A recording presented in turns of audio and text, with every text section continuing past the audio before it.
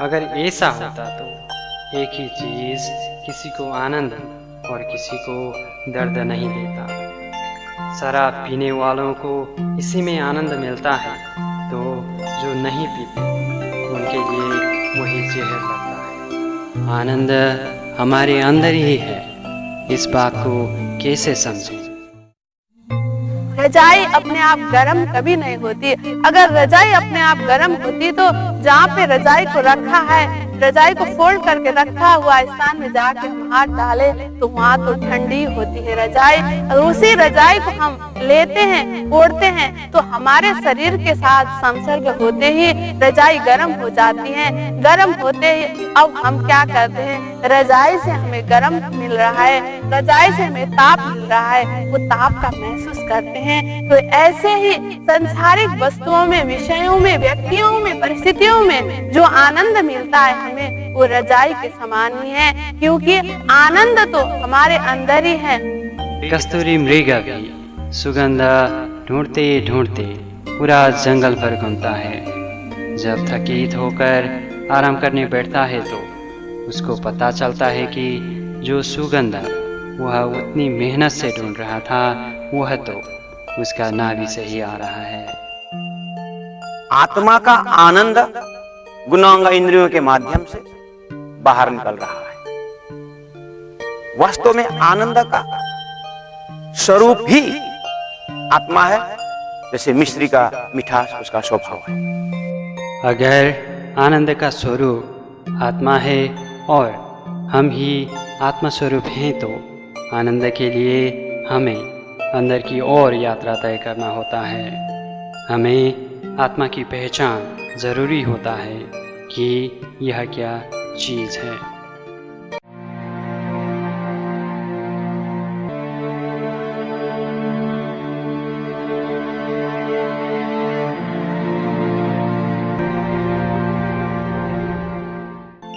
आत्मा एक अखंड, अविनाशी एवं प्राइमेवल तत्व है, जिसकी वजह से हम जीवित रहते हैं। हमारी गुणांग इंद्रियां काम करती हैं और हम अपने आप, दूसरों और परमात्मा को पहचान कर सकते हैं। यह परमात्मा का चेतन रूप है। परमात्मा के सत, चित, आनंद आदि गुण आत्मा में भी है। आत्मा आनंद स्वरूप होने से वास्तव में हम ही आनंद स्वरूप हैं। तो आनंद को हम क्यों ढूंढें? वास्तव में इसी आनंद स्वरूप आत्मा की पहचान ही आनंद प्राप्ति के सबसे इफेक्टिव उपाय है। आनंद आत्मा है तो स्वयं आत्मा स्वरूप आनंद होकर हम आनंद को ही ढूंढ रहे हैं। कितनी हंसी की बात है। यह तो ऐसी बात है कि मिस्री मिठास ढूंढ रहा है, सागर प्यासी होकर जल की तलाश कर रहा है और आग गर्म पना के लिए तरस रहा है। ऐसे ही अगर हम भी देखें अपने आप को कि खुद हम आनंद स्वरूप हैं, हम ही आनंद कहाँ मिलेगा करके हम भटक रहे हैं। आनंद के लिए हम दर दर भटक रहे हैं, ढूंढ रहे हैं, हर प्रयास आनंद प्राप्ति के लिए कर रहे हैं। तो ये कितनी हंसी की बात है। तो आत्मा पहचान कैसे करें जिसके जरिए हम आनंद अनुभव करते हैं? आत्मा अनुभूति कैसे करें? आत्मा अनुभूति के लिए तो सबसे पहले हमें ये जानना जरूरी होता है कि आत्मा क्या चीज है, आत्मा कैसी है और आत्मा के गुण क्या क्या है। जैसे हम किसी भी व्यक्ति को अगर याद करते हैं तो उसके गुणों को, अवगुणों को याद करते हैं। ये व्यक्ति ऐसा है, वैसा है करके हम उसका गुणों को ही याद करते हैं, तब हम उसके विषय में जानते हैं। ऐसे ही आत्मा के विषय में अगर हमें कुछ जानकारी लेनी हो तो आत्मा के गुणों के विषय में पहले जानना होता है। जैसे आत्मा सत स्वरूप है, आत्मा चित स्वरूप है और आत्मा आनंद स्वरूप है। ये आत्मा के गुण है। शास्त्रों में कहा है, सच्चिदानंद रूपाय विश्वोत्पत्त्यादि हेतवे तापत्रय विनाशाय श्री कृष्णाय वयम नमः। जैसे परमात्मा के गुण है वैसे ही आत्मा के भी गुण है। आत्मा के तो बहुत गुण है। सत, चित, आनंद, अनंत, अद्वैत, साकार, प्रेम, जीवन, सुंदर। ये 9 गुण आत्मा के हैं। तो इसको हम कैसे अनुभव करें? सत्य आत्मा का गुण है, इसको कैसे अनुभव करें? अगर हम संसार में देखते हैं तो सत्य क्या है? सत्य का अर्थ होता है जो कभी परिवर्तन नहीं होता है। त्रिकाले तिष्ठति इति सत्य, जो तीनों काल में कभी परिवर्तन ही नहीं होता है, उसको सत्य कहते हैं। हम संसार में देखें तो ऐसी क्या चीज होगी जो कभी परिवर्तन ही नहीं हो? संसार ही परिवर्तित है, हमारा मन ही परिवर्तनशील है।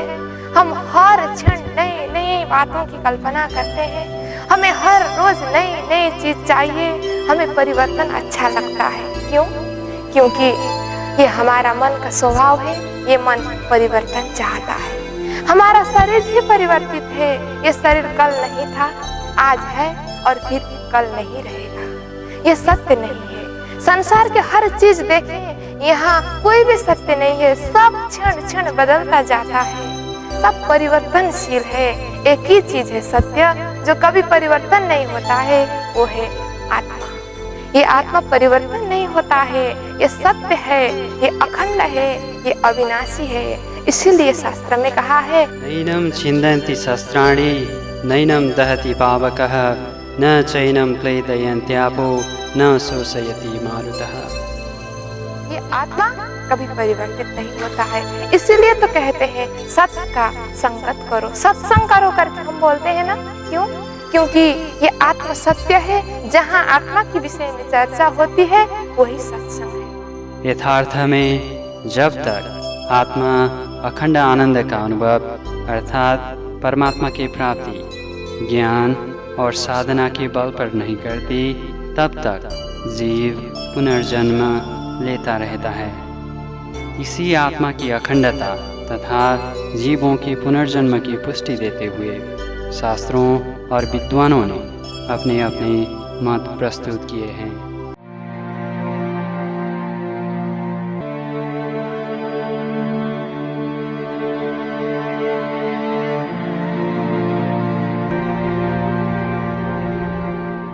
कुरान ने भी जीवों के पुनर्जन्म के विषय में कहा है कि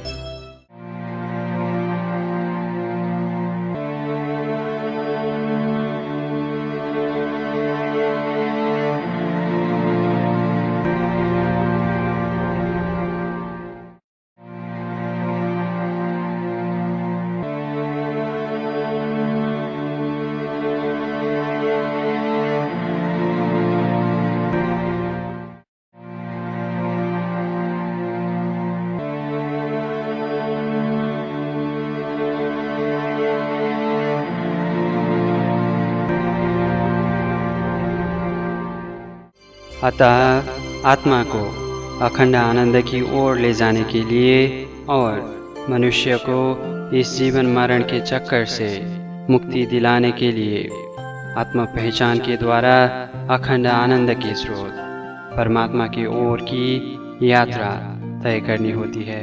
तो अब आइए इस तत्व के ऊपर हम विश्लेषण करें कि आत्मा अनुभूति किए हुए लोगों का आचरण कैसा होता है, हम कैसे उन्हें पहचान सकते हैं, जिसके द्वारा हम भी वह अखंड आनंद के मार्ग पर चल सकें। जिसने आत्मा अनुभूति किया है उनको दूसरी भाषा में जीवन मुक्त पुरुष भी कहा जाता है। और इनका लक्षण कैसा होता है, इनका व्यवहार कैसा होता है कि इनको कैसे समझे, कैसे बूझे, कैसे पहचान करे। इन लोगों का आचरण देख के कभी कभी इनको पहचान करना मुश्किल हो जाता है, क्योंकि इनमें से ज़्यादा लोग तो सांसारिक कार्यों में भी लगे रहते हैं। समग्र में इनका आचरण देखें तो रहवे निर्गुण होए के आहार भी निर्गुण, साफ दिल सुहागिन कभू न दुखावे किन्ना। जो परमात्मा का सुहागिन बन चुका है, जिसने अपने आप को आत्मा रूप में पहचान किया है, तो उनका पूरा आहार विहार सब कुछ निर्गुण अवस्था में पहुंच जाता है, गुणातीत बन जाते हैं, त्रिगुण से ऊपर उठ जाते हैं। तो संसार में किसी प्रकार का मोह नहीं रहता। यह तो दूसरों के लिए समाज के लिए और परमार्थ के लिए जीते हैं। ना कोई भौतिक सुख सुविधाओं का आसक्ति इनमें रहता है, ना तो मान सम्मान और पद का लालसा। वह तो whatever life brings उसी में आनंदित रहते हैं। जैसे इनका पद्म पत्र मीमांसा भगवान जी गीता में कहते हैं, रहते तो संसार में ही है, जल में नहीं कोरे नहीं रहिए जागे माए सुपर्णा। रहते तो संसार में ही है, साधारण व्यवहार तो संसारी पुरुष का ही जैसा होता है, लेकिन संसार से ऊपर होते हैं। जैसे कमल जल में खिलता है, कीचड़ में रहता है, परंतु उसका जल और कीचड़ से संसर्ग नहीं होता, वैसे ही आत्मा अनुभूति किए हुए लोग भी सांसारिक संबंध को निभाते हुए भी और सांसारिक कार्य करते हुए भी उनमें अटैच्ड नहीं रहते।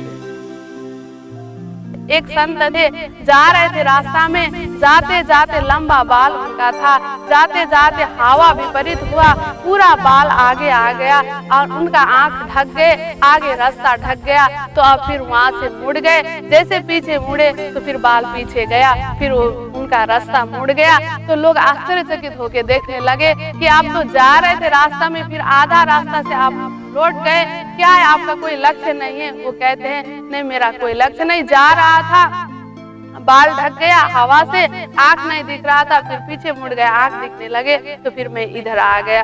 तो ऐसा ही जीवन मुक्त पुरुष का लक्षण होता है। आत्मा अनुभूति करने वाले जो पुरुष है, जैसा भी परिस्थिति है, जैसे भी लोग सामने आए, जैसा भी परिस्थिति सामने में आए, उसी परिस्थिति में वो आनंदित रहते। यह लोग सुबह अशुभ वस्तु प्राप्त होने पर न ज्यादा प्रसन्न होते हैं, न तो द्वेष करते हैं।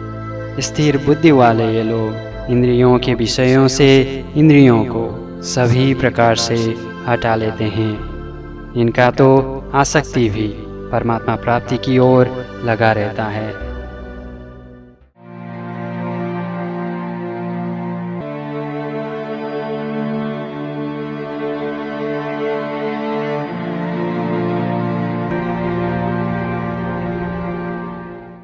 अगर आत्म पहचान किए हुए लोगों के आचरण को हम संक्षेप में देखें तो इन लोगों को सांसारिक संबंध, पद, सम्मान आदि में आसक्ति नहीं रहती। यह लोग न तो सफलता से उत्तेजित होते हैं, न तो असफलता से निराश। इंद्रियों के विषय भोग में इन्हें दिलचस्पी नहीं होती है।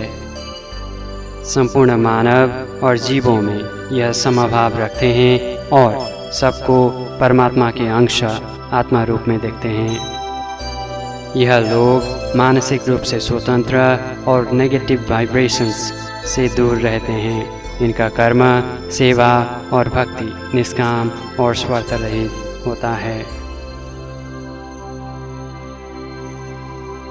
तो अब प्रश्न आता है, क्या आत्मा अनुभव ही अखंड आनंद की अवस्था है? क्या इसी अवस्था को मोक्ष, साल्वेशन कहा जा सकता है? क्या स्थिर बुद्धि वाले ये लोगों ने परमात्मा और परमानंद का अनुभव किया है? यथार्थ में हर धर्म ग्रंथों का लक्ष्य ही जीवों को अखंड आनंद और मोक्ष देना ही है। अगर यह सिर्फ आनंद प्राप्ति का एक अवस्था ही है, मोक्ष नहीं, तो आगे का रास्ता क्या है? आइए इसके ऊपर थोड़ा विश्लेषण करें। वो मोक्ष नहीं है, वो तो एक अवस्था है। जैसे कि लोगों ने कैसे अंदाज, ओह ये तो ब्रह्म ज्ञानी है, ये ठंडी से कुछ नहीं होता है, गर्मी से इसको कुछ नहीं होता है। बोलता गया और उसका शरीर में ऑपरेशन हो रहा है, उसको शरीर में कैंसर लग गया, लेकिन उसको कुछ भान नहीं है। इस ऐसे अवस्था को देखकर लोगों ने उसको ब्रह्मज्ञानी कह दिया और उसको बहुत बड़े पहुंचे हुए आदमी करके नाम दे दिया।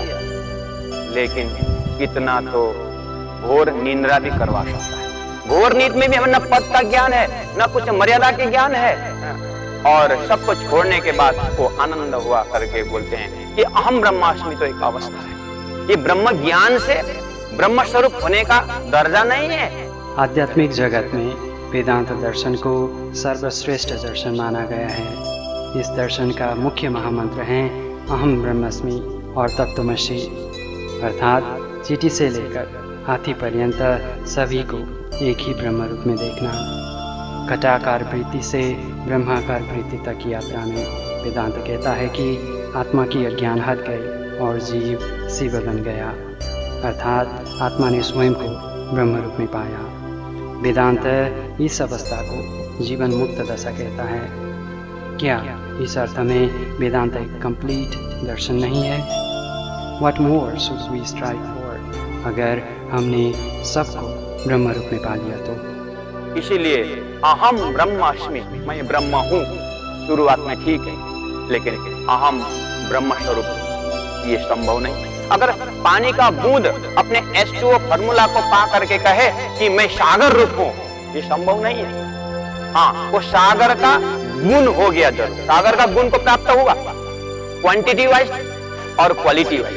क्वालिटी वाइज एक बूंद कह सकता है कि मैं ब्रह्म का अंश हूँ, लेकिन मैं ब्रह्म स्वरूप हूँ, मैं सागर स्वरूप हूँ, ये बूंद नहीं कह सकता है। इसी तरह एक बूंद को पा करके इस शरीर में ही अहम ब्रह्मास्मि ये शब्द आ गया। वास्तव में वो जागृत का स्वरूप जो है वो ब्रह्मधाम की जो ब्रह्म आत्माएं बोल सकती है कि अहम ब्रह्मास्मि, अर्थात मैं ब्रह्म का स्वरूप हूँ। वो भी जब ज्ञान हो जाता है वो ब्रह्म का गुण को लेकर के बोल सकती है ये आत्मा कि हम ब्रह्मास्मि, लेकिन ब्रह्म के शक्ति को लेकर के नहीं बोल सकती है। वेदांती लोग कहते हैं ब्रह्म व्यापक है। तारतम्य दर्शन प्रश्न पूछता है ब्रह्म व्यापक तो है, लेकिन किस में? क्योंकि घी व्यापक है बोलने पर दूध में व्यापक है बोलना पड़ता है। इसी तरह ब्रह्म व्यापक है तो किस में? तो स्वतः उत्तर आता है मायावी ब्रह्मांड में। सूर्योदय होने पर क्या अंधकार रहता है? नहीं। तो फिर प्रकाश रूप ब्रह्म अज्ञान रूप माया में कैसे व्यापक रहता है?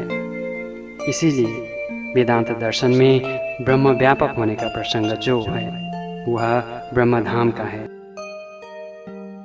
दिव्यो ह्यमूर्त पुरुषः सबाह्यभ्यंतरो ह्यजः अप्राणो ह्यमना शुद्रो यक्षरात् परतः पर। वे दिव्य उत्तम पुरुष परमात्मा निसंदेह प्राकृत आकार रहित समस्त ब्रह्मलोक के बाहर एवं भीतर परिपूर्ण है। वे जन्म मरण आदि विकारों से सदा सर्वदा रहित आदि अनादि से सर्वथा विशुद्ध है। उनके मन प्राण एवं इंद्रियां प्राकृत गुणों से रहित विलक्षण हैं। ऐसे विलक्षण मन प्राण इंद्रियों अंतःकरण आदि से युक्त शुद्ध साकार स्वरूपी पुरुषोत्तम परमात्मा अक्षर से भी परे अक्षरातीत ब्रह्मधाम में विराजमान हैं।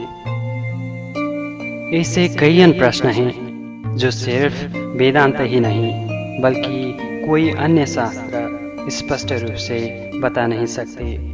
फिर यही शास्त्र कहते हैं ब्रह्म का स्वरूप, धाम, लीला और नाम अर्थात ब्रह्म निरूपण के बिना वह आनंद के सागर स्वरूप परमात्मा को प्राप्त करना नामुमकिन है। कई लोग ऐसे भी कहते हैं कि अगर भाव और भक्ति हो तो परमात्मा मिल ही जाते हैं, ज्ञान का कोई जरूरत नहीं पड़ता।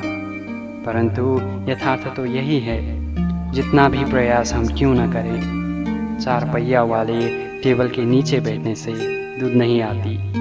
दूध के लिए तो गौ को पहचान करके उसे धोना होता है। बिना ज्ञान के आध्यात्मिक प्रयास भी अखंड आनंद और मोक्ष प्रदान नहीं करा सकता है। इसीलिए तो गरुड़ पुराण कहता है ज्ञानादेव ही कैवल्यम नान्यथा विनतात्मजः, अर्थात मुक्ति तो केवल ब्रह्म ज्ञान से ही प्राप्त हो सकती है।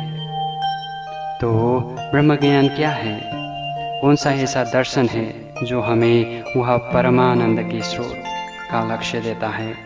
जब इस तरह से लक्ष्य तय हो जाता है शास्त्रों के माध्यम से, तब जाके आत्मा जो एक आनंद स्वरूप का खोज का भंडार जो है उस अनंत अनंत आनंद आनंद का भंडार मिलता है, तब जाकर के आनंद का खोजी का किनारा लग जाता है। जो तारतम्य ही सक्षम है और तारतम्य इस तरह लक्ष्य तय करके अनंत अनंत समय का शंका को समाधान किया है। आंसर तारतम्य है। हमें तो चाहिए अब खोजत सतगुरु पाइए, सतगुरु संग करता। आनंद का खोजने से पहले हम सदगुरु को ढूंढें और सदगुरु के साथ में परमात्मा हमें ये आनंद का एड्रेस देते हैं। इसलिए पहला तो ये तय करें कि परमात्मा कहाँ रहते हैं, परमात्मा का स्वरूप कैसा है, परमात्मा का नाम क्या है और परमात्मा की लीला कैसी है। जब लीला एस्पेक्ट में घुस जाते हैं तो आनंद स्वरूप परमात्मा के लीला में जब प्रवेश हो जाते हैं तो हम ढूंढना भूल जाते हैं। हम तो परमात्मा का आनंद में मस्ती से रहते हैं। और मद चढ़ो महामती भाई, देखो ए मस्ताई, धाम श्याम श्याम जैसा नख शिखर रहो भराई। हमारा एक एक अंग अंग आनंदमय हो जाता है। और खोजने का क्या, मिश्री और मिठास को ढूंढे, ये तो एक भ्रम हो जाता है। ऐसे ही हो रहा है, हम आनंद स्वरूप ही हैं, लेकिन उसको छोड़ करके दुनिया में दुख के अंदर आनंद ढूंढ रहे हैं। इसीलिए तारतम्य कहता है उससे पहला लक्ष्य परमात्मा का एड्रेस को, परमात्मा का ठिकाना पता लगाओ। इस तरह से जब हम खोज करते हैं तो सही अर्थ में आत्मा का आनंद ऐसा प्राप्त होता है कि वो छोड़ने पर भी नहीं छूटता है। और हम ये समझें कि ये संसार छोड़ना तो हर कोई छोड़ते हैं, लेकिन संसार छोड़ना ही काफी नहीं है। संसार छोड़ना ही काफी नहीं है, परमात्मा का धाम पकड़ना जरूरी है। परमात्मा का नाम में एकत्रित होना, क्योंकि एकम सत् सिप्रा बहुधा वदन्ति, परमात्मा एक है, अनंत तो यहाँ संसार में व्यवस्था है। इसीलिए घनीभूत परमात्मा को जब समझेंगे जानेंगे तब जाकर ये द्रववित जो उनकी सृष्टि है वो तो अपने आप अंतर्हृदय से लय हो जाता है और हम परमात्मा के आनंद में, ब्रह्मानंद के आनंद में मस्ती से रहते हैं। आनंद प्राप्ति के विषय में हमारी चिंतन का सार यही मिला कि आत्मा ही आनंद स्वरूप है, जिसको साधकों को अनुभव करना होगा। लेकिन तारतम्य दर्शन कहता है आत्मानंद का अनुभव एक पड़ाव है, पूर्ण आनंद नहीं है।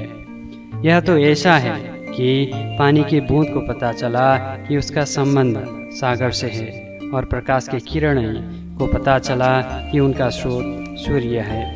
अब आत्मा को खोज होना चाहिए कि वो आनंद के स्रोत परमात्मा को अनुभव करने के लिए अखंड आत्मा अथवा परात्मा कहाँ है। वह ज्ञान से परमात्मा का नाम, धाम, स्वरूप और लीला का ज्ञान होता है। और जब आत्मा को वह सब अनुभूति होने लगती है तब आनंद की पूर्णता उसको प्राप्त होता है। इसलिए तारतम्य कहता है कि हमें वह अखंड आनंद के स्रोत परमात्मा के धाम में जगना है। हद पार बेहद है, बेहद पार अक्षर, अक्षर पार वतन है, जागिए